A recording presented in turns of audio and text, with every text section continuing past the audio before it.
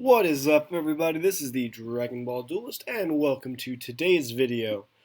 Today, we're going to be talking about Invasion Vengeance.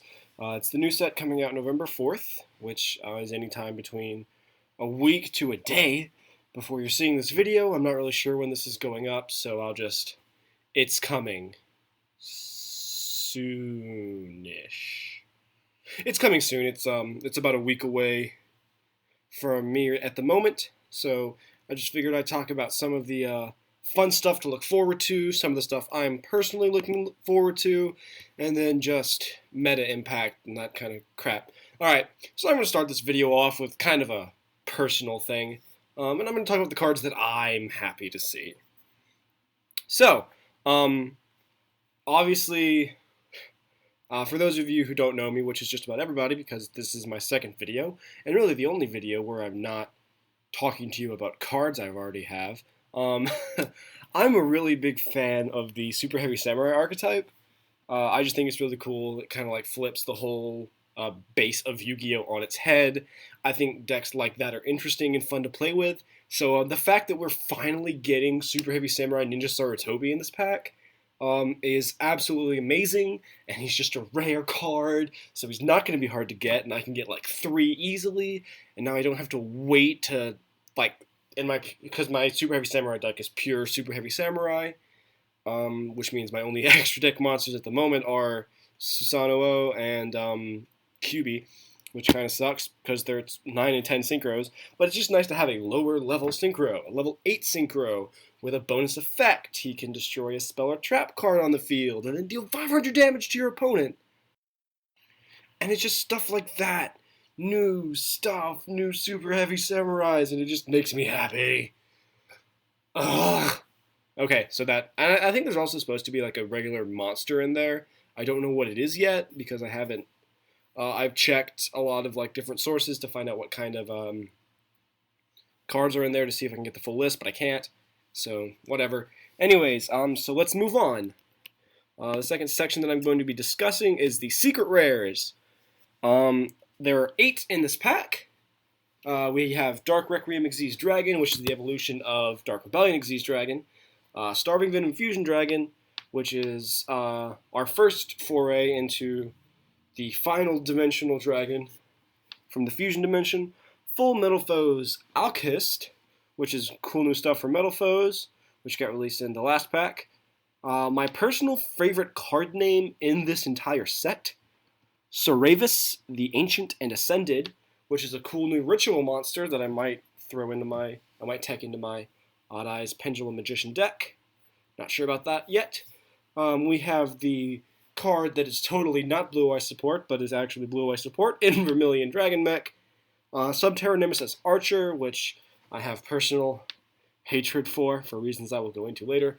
Dimensional Barrier, which is an amazing new trap card, and the 8th one. I don't know what the 8th secret rare is. I think it's Totally Awesome. I don't know if Totally Awesome is going to be a secret rare in this pack, but I think it is. So we're going to treat the 8th secret rare as Totally Awesome. And for those of you who live in countries with competent dubbing, that's Treetoad. So let's just start from the top. Dark Requiem Xyz Dragon. So obviously in this pack is also going to be Rank Up Knights, Rank Up Magic at the Phantom Knights, the Rank Up Magic card to rank up Dark Requiem. That's the one. It's a quick play. So whoop-de-doo. So I think this card's kind of being overlooked. I've seen a lot of just it's not going to be very good. It's gonna have no impact. It doesn't matter, which I kind of disagree with. Simply for the reason that the Rank Up Magic card to summon it is a quick play. I think that alone is going to make this card very relevant in decks that make Dark Rebellion. And with Gold Sark at 3, that card is going to be at 3 Rank Up Knights, Rank Up Magic, Phantom Knights of Launch, or whatever it's going to end up being called. It's going to be easy to search, easy to get out. I'll probably only run it at 1 or 2, just because I don't, like Dark Requiem isn't a card that you need to summon. It's a card that you can summon, and when you can summon it, it's an extremely helpful plus. But the reason I think that this card is going to be great is because it is an out to Crystal Wing. which I know a lot of you probably think is like, well, how? It's blah blah blah blah blah blah. Like I said, the rank up magic is a quick play, so it's pretty easy. You use Dark Rebellion's effect on Crystal Wing, and that'll trigger Crystal Wing's effect because your opponent doesn't want their Crystal Wing to die, and then boom, rank up magic. And now Crystal Wing's target for the negation is gone, and his one use of his effect is gone, which means guess who can pop one of their 2 overlay units to steal himself some Crystal Wing attack points and kill that monster because he's a rank and not a level. That's right, Dark Requiem Exige Dragon. I I really hope I get this card. I'm gonna get it one way or another. So that's Dark Requiem. Very good card. I think very overlooked. I don't think it'll have a huge impact on the meta or anything. I think it's just a nice little out to Crystal Wing if you play it right. Next on our list of secret rare monsters, we have the elusive Starving Venom Fusion Dragon, which rounds out the final of the Dimensional Dragons, which is nice that we're finally getting it after so long. I understand why. It's because the dub for Arc 5 is only like really just now getting even to the Synchro Dimension arc, which means we're only just now seeing Unity even duel. But whatever. That aside, it's a fusion monster, obviously. It's pretty easy to summon, which is great. Just 2 dark monsters that aren't tokens. So, I mean, like, hi, do you have a deck that runs dark monsters? Great! You can make this card! So its effect is neat. You can, basically, it can gain attack equal to a special summon monster on the field.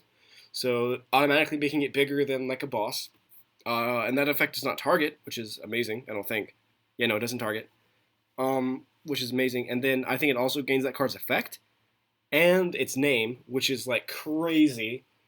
I don't really think the name thing will be as big a deal, but getting like an effect bonus is always nice. Level 8 dragon, which is awesome, so that's easily revivable. Throw that in like a Red Eyes deck, I guess. You don't want to throw it in Blue Eyes deck, because Blue Eyes couldn't make it. Unless you run like 2 Keeper of the Shrines, which most people don't even run 1 Keeper of the Shrine. Anyways, again, I think this is kind of a card that's being overlooked a little bit. I know it's big use in Japan in the OCG is that they still have Super Poly, so it's good to just take another of your opponent's monsters that's a dark type and fuse it with one of your dark types to summon this great monster. But I still think it's a really good card just because it gains an attack bonus and an effect, which, you know, honestly, take the right effect and this card's killer. I mean, again, if you can just trigger Crystal Wing and bring this guy out, that's 5,800 on board, like right there, because he'll gain Crystal Wing's attack since he has his effect.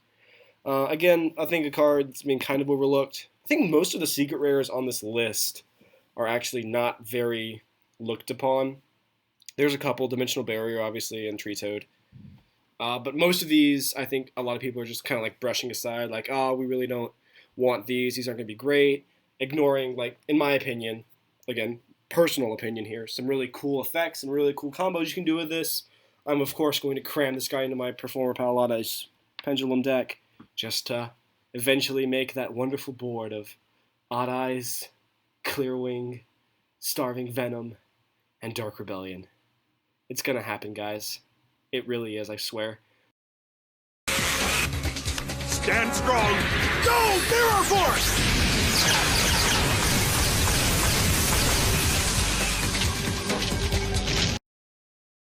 Alright, next on our list of secret rares, we have Full Metal Foes, Alkahest. So yeah, I mean, Metal Foes basically go into anything, period. Like, if you're running a deck, it probably can fit Metal Foes in there somewhere. They just came out in the last set, and they're already making like a pretty huge splash from what I understand.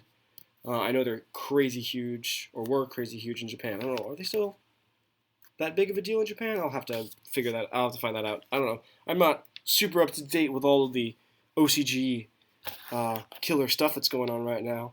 I know Crystrons are big though, and we'll get into those later. But anyways, Full Metal Foes, Alkahest. It's another. None of the Metal Foes are hard. Fusions are hard to summon. They're all so easy.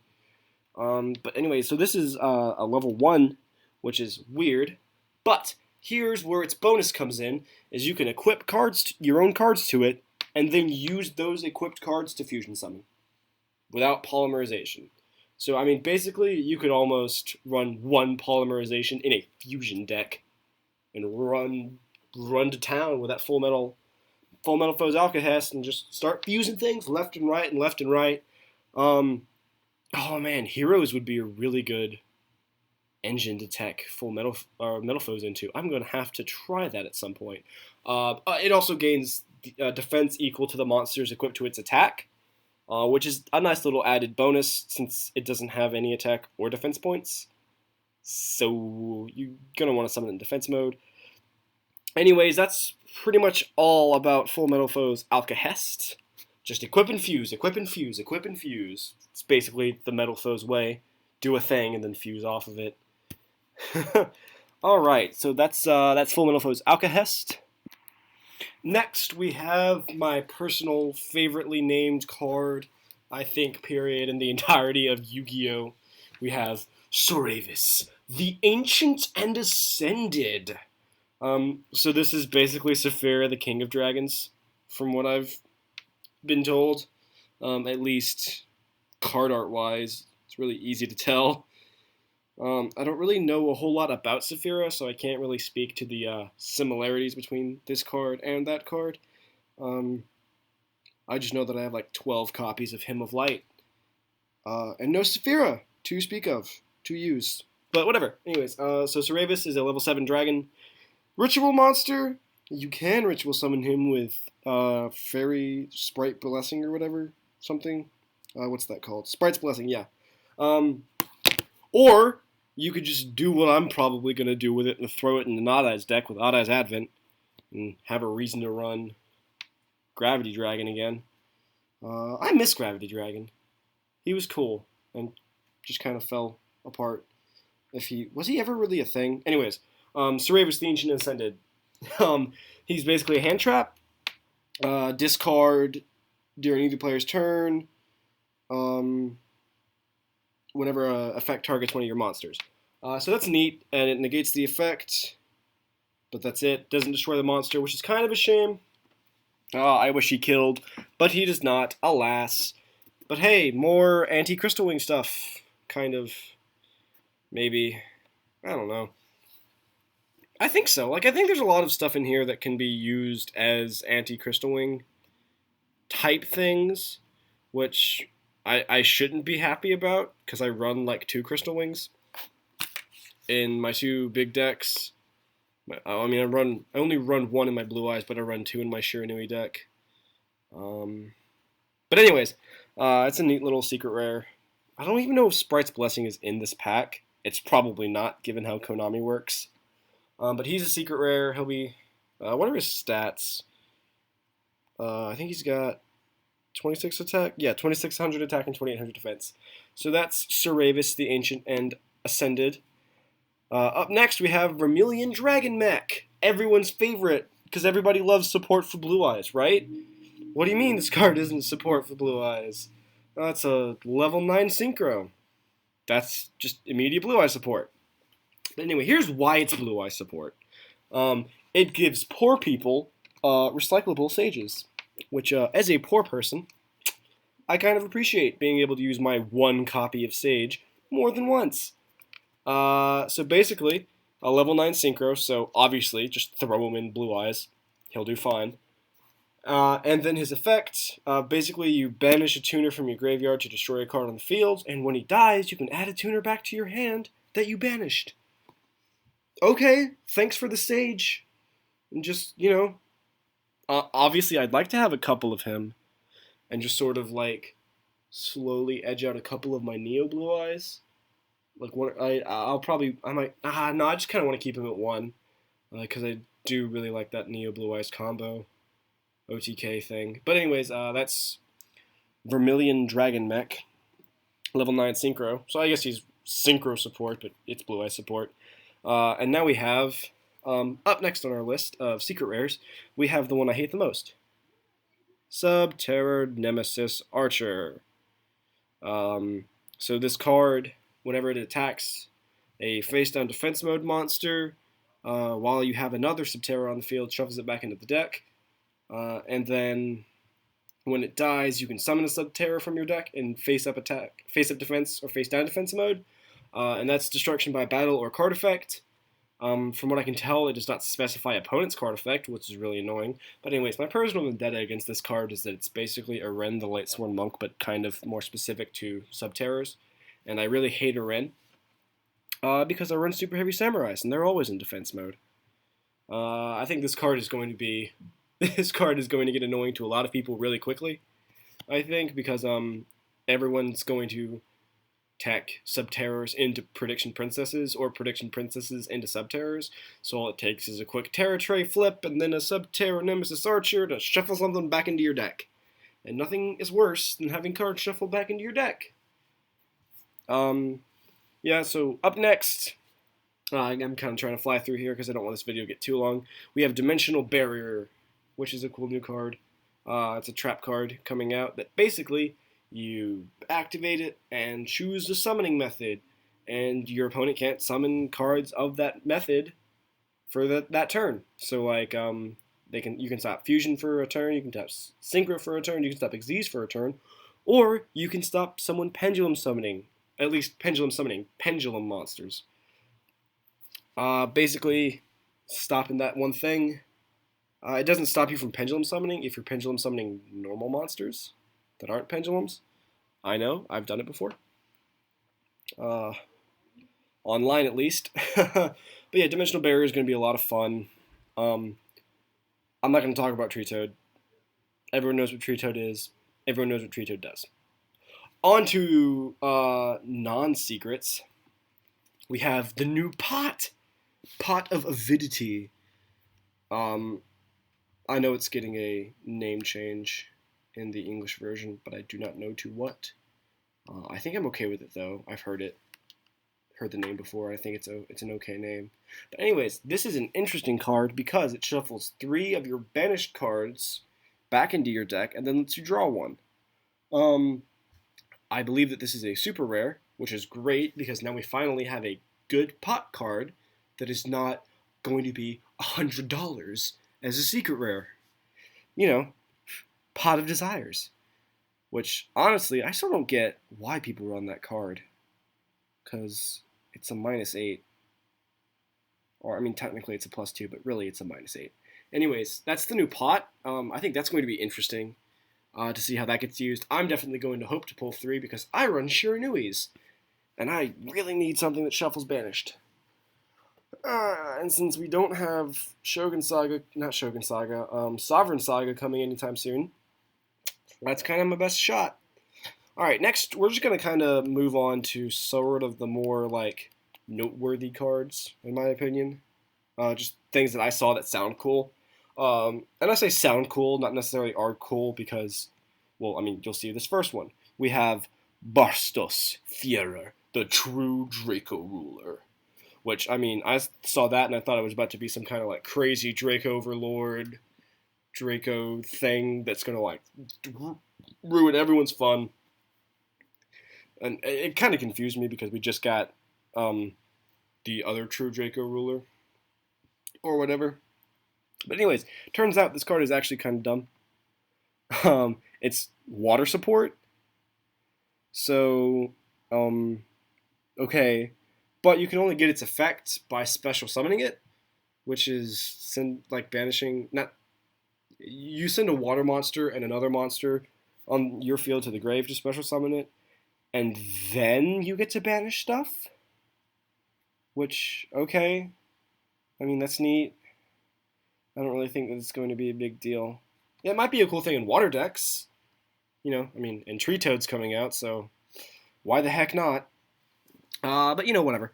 Next we have Subterror Behemoths. Even more Subterrors. Hooray, flip effects. This really is the dawn of flip effects. I can't wait to see Maneater Bugs shoot up $30. Because, hey, why not? You've got Prediction Princess Terror Tray, just flip them right back down. Or Subterrors, just use the Hidden City. Why the heck not?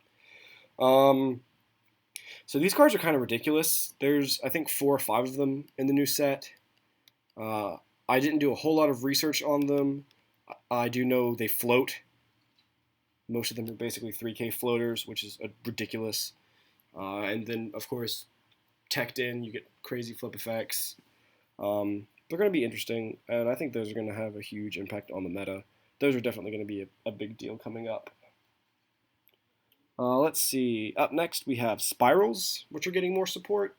For those of you that don't know, Spirals are a new archetype that came out in the Dark Illusion with like 4 cards. Literally. I don't know how many there actually were. But it's cool because it kind of, the point of the deck is to get previews of your opponent's hands and then use those previews to use effects to like get pluses and give them minuses. It's a really neat concept that I'm definitely looking forward to seeing. And I know the big one, Spiral Super Agent, is coming out in this, which is, I guess, great for Spiral players. I think they're going to be interesting to see what they do. I think they'll definitely be a higher tier deck. I don't know if they'll be top tier. But hey, it gives us a reason to run Convulsion of Nature, which I've always loved. Next up, we have Falling Comet, Meteor, Black Dragon, Red Eyes Fusion, whatever. We have the new Red Eyes Fusion. 3,500 attack, which is pretty sweet. And Konami made a very big deal about how that can kill a Blue Eyes White Dragon. So, I mean, you trying to start something, Konami? I kind of have to be excited about this card because of my friend who plays Red Eyes. I know I'm going to pull it, and he's not, and it's going to be annoying because I have no use for it, and he does. Anyways, it's a neat little card. You can pitch a Red Eyes when it's summoned and deal half of its attack points as damage to your opponent. And it's 3,500. You know, it's a pretty decent beat stick with a little bit of effect damage. And next we have perhaps one of the most confusing developments I've ever seen in Yu-Gi-Oh! Geminis are going to become playable again. Isn't that crazy? We have playable Geminis because of the field spell. So there's a Gemini field spell coming out in this set that basically lets you summon a level 5 or higher Gemini from your hand as your normal summon, I think. And then summon it again to get its effect. Like, this is obviously like just more Red Eye support, especially with the Legendary Dex 2 just having been released, and now everyone and their grandmother has Red Eyes Archfiend of Lightning, which is basically once a turn Raigeki with 2,500 attack points. Anyways, so that's neat. Hooray for my friend. He's going to enjoy that. Alright, so up next on our little list of notables, we have Denglong, the origin of the Yangzing. So I think this is a card that Yangzing players have been waiting for to come out in the TCG for a very long time. I don't know, I don't play Yangzings. So if you're a Yangzing player, I'm happy that you've got this card. It's very good. So it's a level 5 tuner, synchro, a tuner synchro monster. So when it's special summoned, you get to search a Yangzing. And then once a turn, you can pitch a Yangzing from your deck, and this card becomes that level, which is great for like big synchro plays. And then when it dies, you can just special summon a Yangzing from your deck.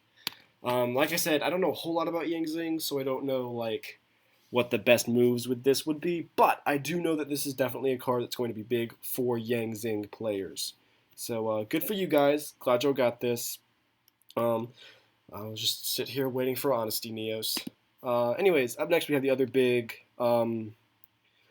sort of extra deck monster that I've been hearing a lot about, and that's the new Tellarknight, Battlamius. I don't really know. So I don't really know why this card is being talked about a whole lot. Personally, again, I don't play Tellarknights, so there could be like this crazy combo that people have been waiting to pull off with this. But anyways, when it's summoned, it makes everything dark, which is neat. But its other effect allows you to detach an overlay unit to basically Xyz summon over it, which I think only works, from what I can tell. I don't know how accurate the card text that I was reading for this was because it's very confusing. But when you have like 7 or more Tellarknights with different names in your graveyard, then you can activate this effect once a chain, which I don't know. It's weird. Who knows? But it makes everything dark, so maybe you could tech in Star Venom Fusion Dragon. Hey, look! More combos for Starving Venom. See, it's not such a bad pull after all. Um, so yeah, that's really it for me. Those are really just the cards that I think are going to be fun to see and pull, and then again the cards I've been hearing about that are going to be very impactful. I think this set is definitely going to have some sort of impact on the meta for this current format. I think it's too early in the format to really tell what kind of impact it'll have, just because like so much stuff just got utterly destroyed in the recent ban list. Um, we're definitely going to be seeing a lot of cool new decks. I kind of, unpopular opinion, hope Monarchs don't die, just because that deck is kind of recently what got me back into the game uh, over the summer. This previous summer, actually, I'm sorry, in the middle of the school year, that kind of hit me back into Yu-Gi-Oh, and I'm glad I came back. I love this game. But anyways, tell me what you thought. Tell me what cards you're looking forward to in Invasion Vengeance. Send me all of your copies of Super Heavy Samurai Ninja Sarutobi. I will take them. Don't actually send them to me. I'll get them. Promise. Anyways, if you enjoyed this video, please like, favorite, and subscribe, comment, all that, yada, yada, yada. If you didn't like this video, that's fine. You know, whatever. It doesn't hurt my feelings or anything. I promise.